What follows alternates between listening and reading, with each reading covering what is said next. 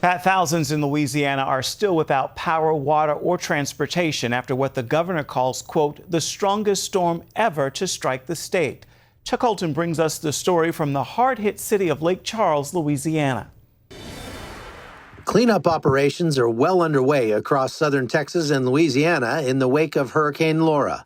While visiting the region Saturday, President Trump echoed the surprise many people expressed at the tremendous power of the storm when it hit. This was almost coming in at a 5. It was a 5 a little bit out offshore, and you came in as a 4, but 150 mile an hour. It was up to 185 at one point. I don't know that we've ever seen that. And like everything else this year, response has been affected by the COVID crisis. Being a good neighbor means doing all the things you would normally do during a storm, just doing it from 6 feet away and with a mask on.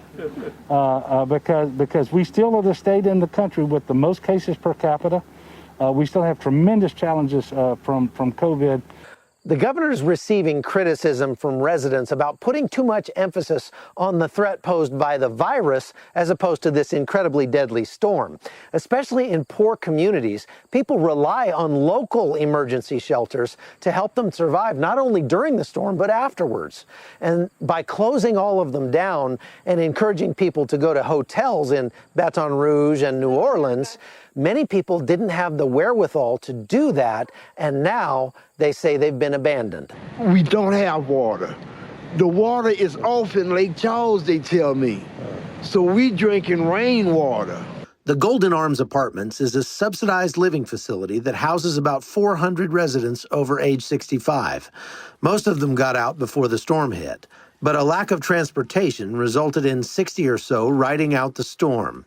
Without a local shelter to go to, they were stuck without essential services. The lights went out like 2 o'clock this morning of the hurricane. Now left without power, water, or transportation, these residents aren't sure what will happen to them.